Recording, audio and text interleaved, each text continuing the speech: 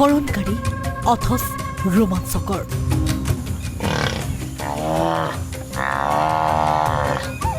এটি বিৰল দৃশ্য, পৰ্যটকৰ চকু থৰ কৰি দিব পৰা এটা নান্দনিক দৃশ্য।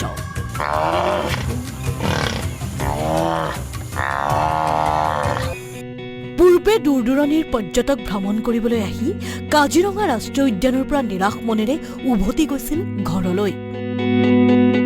এতিয়া কাজিৰঙা ৰাষ্ট্ৰীয় উদ্যানত সেই পৰিৱেশ নাই।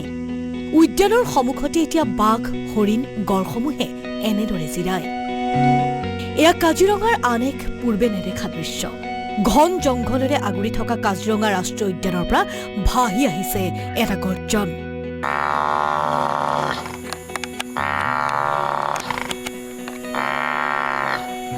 দুই গড়ৰ তয়াময়া যুঁজ লগাৰ পূৰ্বে দুটা গড়েই গৰজিছে এইদৰে।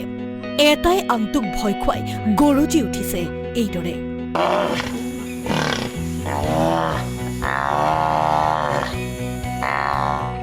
টুৰিষ্ট গাইডৰ কেমেৰাত আবদ্ধ এই শিহৰণকাৰী অথচ ৰোমাঞ্চকৰ দৃশ্য।